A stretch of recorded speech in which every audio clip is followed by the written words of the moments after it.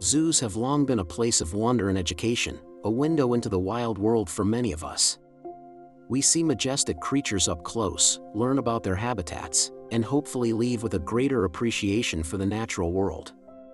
But beneath this surface of family fun and learning, a serious and often heated debate is taking place. Are zoos truly modern arks, saving species from the brink of extinction, or are they gilded cages, prioritizing profit over the well-being of the animals they hold? Let's take a closer look at the complex ethics of zoos and explore why they are becoming so controversial. The central argument in favor of good, accredited zoos is conservation. Many institutions participate in species survival plans, which are breeding programs designed to manage the populations of threatened and endangered species. These programs can be incredibly successful. They create a genetic safety net, a backup population that could one day be used to reintroduce species back into the wild. Without these efforts, some animals might already be gone forever, victims of habitat loss, poaching, and climate change. Zoos also contribute millions of dollars to in situ conservation projects, funding efforts to protect animals in their natural habitats. They support anti-poaching patrols, habitat restoration, and community education programs around the globe. This work is vital and often goes unnoticed by the average visitor. Furthermore, zoos play a significant role in research. Studying animals in a controlled environment allows scientists to learn about their biology, behavior, and health in ways that would be impossible in the wild. This knowledge is crucial for developing better conservation strategies for their wild counterparts. However, the picture is not always so rosy. A significant concern revolves around a phenomenon known as zoochosis. This term describes the stereotypical, repetitive behaviors sometimes seen in captive animals. You might have witnessed it yourself: a large cat pacing back and forth along the same path, a bear swaying its head from side to side, or a primate rocking endlessly. These behaviors are rarely, if ever, observed in the wild. Many experts believe they are symptoms of stress, boredom, and frustration, the psychological toll of living in an environment that is a pale imitation of their natural home. An enclosure, no matter how enriched or spacious, can never replicate the vastness and complexity of a wild territory. For a polar bear that would naturally roam thousands of square miles, or a dolphin that would swim in a complex, three-dimensional ocean world, even the largest of zoo habitats can feel incredibly restrictive. The lack of choice, the inability to hunt or forage naturally, and the constant presence of humans can create a chronic state of stress. This brings us to a critical distinction: the difference between a true sanctuary and a for-profit zoo.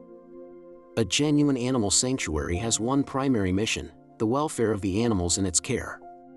They often rescue animals from abusive situations, private ownership, or failing roadside zoos.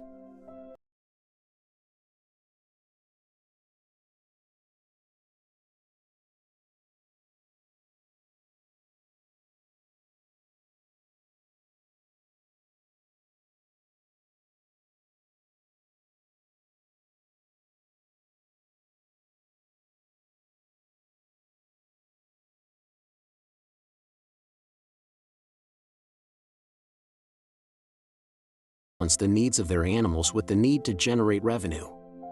This can lead to difficult compromises. Decisions about enclosure design, animal acquisitions, and public interaction can sometimes be influenced by what will attract the most visitors and sell the most tickets. This is where the morality of entertainment comes into question. Many zoos host animal shows, offer feeding experiences, or have petting zoo areas. While these can be educational, they can also cross the line into pure spectacle. Are we teaching respect for a wild animal by having it perform tricks for a crowd? The use of baby animals is another point of contention. There's no denying that a baby animal is a huge draw for the public. They are adorable and bring in significant revenue. But what happens when that cute cub grows into a large, expensive-to-feed adult? Critics argue that some institutions engage in a cycle of breed and dump, where animals are bred continuously to ensure a steady supply of crowd-pleasing babies. The surplus adults may then be sold off to other, sometimes less reputable, facilities. This practice treats living, sentient beings as disposable commodities rather than individuals deserving of a lifetime of care. So, where does that leave us? The reality is that the term zoo covers a vast spectrum of facilities. There are excellent, accredited institutions that are deeply committed to conservation and provide high standards of animal welfare. They are making real, tangible contributions to protecting endangered species. At the other end of the spectrum are roadside menageries and unaccredited facilities where animals are kept in deplorable conditions, purely for profit and human amusement. These places are unequivocally unethical and cause immense suffering. The challenge for us, as conscious consumers and animal lovers, is to tell the difference. We must ask tough questions. Is this facility accredited by a reputable organization? Where do its animals come from? Does it participate in meaningful conservation programs, or does it focus on breeding crowd pleasers? Look at the enclosures. Are they complex and enriching, or are they small, concrete boxes? Observe the animals themselves. Do they appear healthy and engaged, or do you see signs of zoochosis and distress? The line between conservation and captivity is often blurry, and the answer is rarely simple. As our understanding of animal intelligence and emotional complexity grows, so too must our scrutiny of the institutions that hold them captive. A zoo's purpose can no longer be simply to display animals for our entertainment. It must be to protect, to educate, and to conserve in a way that always prioritizes the well-being of the individuals in its care. The conversation is shifting, and zoos are at a crossroads. They must continue to evolve, to improve welfare standards, and to be transparent about their practices if they are to maintain public trust and justify their existence in the 21st century. Thank you for watching.